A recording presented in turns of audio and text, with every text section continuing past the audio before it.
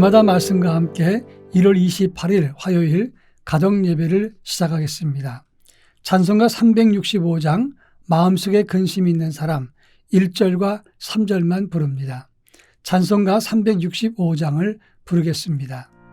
마음속에 근심 있는 사람 주 예수 앞에 달려라. 슬픈 마음 있을 때에라도 주 예수께 아뢰라. 주 예수 앞에 달려라. 주 우리의 친구니 무엇이나 근심하지 말고 주 예수께 아뢰라. 괴로움과 두려움 있을 때 주 예수 앞에 달려라. 내일을 염려하지 말고 주 예수께 아뢰라. 주 예수 앞에 달려라. 주 우리의 친구니 무엇이나 근심하지 말고 주 예수께 아뢰라. 이 시간 우리에게 주시는 하나님 말씀은 고린도후서 7장 5절로 7절입니다. 고린도후서 7장 5절로 7절 말씀을 제가 봉독합니다. 우리가 마게도냐에 이르렀을 때에도 우리 육체가 편하지 못하였고 사방으로 환난을 당하여 밖으로는 다투며 안으로는 두려움이었노라. 그러나 낙심한 자들을 위로하시는 하나님이 디도가 오므로 우리를 위로하셨으니 그가 온 것뿐 아니요 오직 그가 너희에게서 받은 그 위로로 위로하고 너희의 사모함과 애통함과 나를 위하여 열심히 있는 것을 우리에게 보고함으로 나를 더욱 기쁘게 하였느니라. 아멘. 빌립보서 4장 6절로 7절 말씀 보면 아무것도 염려하지 말고 다만 모든 일에 기도와 간구로 너희 구할 것을 하나님께 아뢰라. 그리하면 모든 지각에 뛰어나신 하나님의 평강이 그리스도 예수 안에서 너희 마음과 생각을 지키시리라. 이렇게 말씀하고 있습니다. 한마디로 말하면 너희는 주 안에서 염려와 근심을 하지 말라. 이렇게 권고하고 있는 것입니다. 그러나 현실 속에 살아가는 우리는 염려와 근심을 떠날 수가 없다는 것입니다. 오늘 본문에 보면 사도 바울도 육체가 편하지 못하고 사방으로 환난을 당했을 때 그의 두려움과 근심이 가득했음을 살펴볼 수가 있습니다. 바울이 그랬다면 우리는 근심에서 벗어날 수 없는 존재라 이렇게 말할 수 있는 것입니다. 자, 그렇다면 우리 믿는 사람이 근심에서 영원히 못 벗어나는 것입니까? 그런데 오늘 본문에서는 그 문제를 다루고 있습니다. 우리가 세상에서 고민과 근심의 문제를 가지고 살 때 어떻게 해야 되는가, 이 문제를 교훈하고 있는 것입니다. 먼저 5절 말씀 보면 바울이 말합니다. 우리가 마케도냐에 이르렀을 때 내 마음과 육체가 편치 못하고 환난과 두려움이 있었다. 이렇게 말하고 있습니다. 사실 고린도 교회는 바울이 개척한 교회였고 바울이 그 교회에서 목회를 1년 6개월 동안 했던 것입니다. 그런데 도시 자체가 고린도는 음란과 우상 숭배 그리고 물질적인 타락이 극심했던 도시였습니다. 교회가 세워졌으니 이 세상을 변화시켜야 되는데 교회가 약해졌을 때 이 세상 속에 있는 세상의 가치관이 교회로 스며들기 시작한 것입니다. 교회가 번창할 때는 몰랐지만 이제 교회가 점점 성장한 다음에 약해졌을 때 이 세상의 근심 걱정거리, 이 세상의 모든 가치관들이 교회에 스며들어서 교회는 갈등 속에 부딪히게 되었다고 하는 것입니다. 그런데 바울은 그것을 위해서 애를 썼지만 선교 일정과 계획 때문에 교회를 떠나게 되었는데 그때 바울을 배척하는 사람들이 본격적으로 바울을 비난하기 시작했고 교회는 더욱더 갈등에 시달리게 되었습니다. 그 고린도 교회를 떠났던 바울은 디모데를 파송해서 그 문제를 해결하고자 했지만 해결되지 않았습니다. 그때 바울은 아주 엄한 편지를 써서 그리고 디도에게 보냈습니다. 디도가 그 편지를 전달해주고 그곳에서 사역을 하다가 고린도 교회의 문제가 잘 해결되었다고 하는 것입니다. 오늘 본문을 기록할 당시는 바울이 디도를 마케도냐에서 기다리면서 이것을 기록한 내용들이었다고 하는 것입니다. 사도 바울은 디도와 마케도냐에서 만나기로 했는데 그런데 이 마케도니아 지역에서도 바울은 또 환난과 시련, 두려움과 갈등을 많이 만나게 되었다는 점입니다.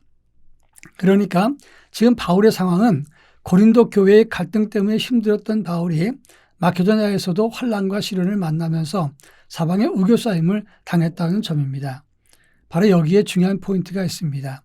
사방의 우겨싸임을 당하고 힘든 일을 만나게 되면 아무리 믿음 좋은 사람이라도 염려와 근심을 벗어날 수는 없는 것입니다. 그런데 본문 6절에 보니까 낙심한 자를 위로하시는 하나님이 디도를 보내서 우리를 위로했다 이렇게 말하고 있습니다. 하나님께서 디도를 파송했는데 디도가 돌아왔습니다. 그에게 들려준 소식은 뭐냐면 고린도 교회가 문제 해결되었다 이렇게 말씀하고 있는 겁니다. 바울은 그것 때문에 큰 위로를 받았다 이렇게 설명했습니다. 여기서 중요한 것은 이 세상에서 해결되지 않을 문제는 없습니다. 안 되는 것은 분명한 이유가 있는 것입니다. 오래전 들은 이야기지만 어떤 선교사님이 선교지에서 열심히 일하다가 몸에 질병이 생겼습니다. 선교비가 오지 않고 그리고 또 먹을 것도 없어서 선교본부에 편지를 보냈습니다. 지금 선교비가 없으면 나는 어렵습니다. 그리고 지금 건강이 해쳐졌으니 내가 본국으로 돌아가야 되겠습니다. 아무리 연락을 해도 선교본부에서 연락이 없었습니다. 그래서 이 선교사님은 오트밀만 먹고 2달, 3달을 지냈다고 합니다. 상당히 서운한 마음이 들었습니다. 그리고 내가 지금 선교지에서 죽어도 선교본부에서는 관심이 없나 이런 생각을 했습니다. 이제 나중에 간신히 연락이 돼서 선교본부로부터 선교비가 지원돼서 귀국을 했습니다. 병원에 가서 진찰을 받았더니 이 의사가 하는 말이 선교지님은 몇 달 동안 무엇을 먹었습니까? 저는 선교비가 없어서 오트밀만 먹고 지냈습니다. 그때는 의사가 그런 말을 했습니다. 선교사님은 음식을 더 먹었으면 죽었을 겁니다. 그런데 오트밀만 먹고 지냈기 때문에 선교사님의 병이 나았습니다. 라고 이야기해 줬습니다. 그 순간 선교사님은 선교비 지원이 어렵고 그리고 자기에 대한 관심이 끊어졌다고 원망했지만 사실은 하나님께서 자기를 치료하시는 순간이었다는 것을 뒤늦게 깨달았다고 하는 것입니다. 그런 의미에서 우리의 염려와 근심이 지금 당장 해결되지 않아도 그것은 영원히 해결되지 않는 문제가 아닙니다. 다만 시간의 차이가 있을 뿐이지만 모든 문제는 하나님이 해결해 주신다는 것을 알아야 된다고 하는 것입니다. 당장 응답이 없는 것은 그 나름대로 이유가 있다고 하는 것입니다. 그런가 하면 7절에 보면 디도가 와서 고린도 교인들의 위로와 바울을 사모하는 것, 그들이 열심을 품었던 것, 그리고 애통했던 것을 알려주면서 바울에게 전달해 줬을 때 바울은 그것 때문에 더욱 기쁘다 이렇게 말했습니다. 바울이 있을 때도 해결이 안 됐고 디모데를 파송했을 때도 해결이 안 됐습니다. 그런데 디도가 그 문제를 해결했습니다. 여기서 중요한 것은 문제 해결은 반드시 때가 있다는 것이고 하나님은 반드시 그 문제를 해결해 주신다는 것입니다. 여기에 중요한 방법이 있습니다. 중요한 힌트인데 고민과 걱정거리가 있지만 다 안고 있을 필요는 없습니다. 한 가지가 해결되면 나머지 것도 해결된다는 확신을 가지면 되는 것입니다. 고린도 교회 문제가 해결되었어도 이 마케도니아 교회의 문제가 해결되지 않았습니다. 그렇지만 바울은 디도를 통해서 받았던 이 고린도 교회의 문제 해결이 이제 마케도니아 교회의 문제도 해결될 거라고 생각을 했던 겁니다. 그래서 마케도니아에서 당했던 시련과 환난도 능히 해결될 수 있으리라 확신하면서 하나님 앞에 감사했고 더욱 기뻐했다 이렇게 말하는 것입니다. 여러분, 지금 당장 많은 문제와 고민거리가 있다면 그중에 하나가 해결되는 것을 보고 남은 문제도 해결될 것이라는 확신과 믿음으로 주를 더욱 의지할 수 있기를 바랍니다. 주님은 우리의 고민거리를 반드시 다 해결해 주시는 분입니다. 오직 주님을 의지하는 가운데 염려와 근심을 덜고 믿음으로 전진하는 삶을 살기를 바랍니다. 다 같이 기도하겠습니다. 사랑 많으신 하나님 아버지, 우리가 살면서 고난과 근심과 걱정이 많지만 주를 의지하면서 그 모든 문제가 해결될 것을 확신할 수 있게 해 주옵소서.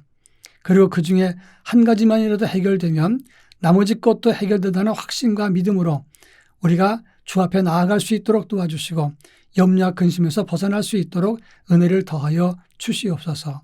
예수님의 이름으로 기도합니다. 아멘.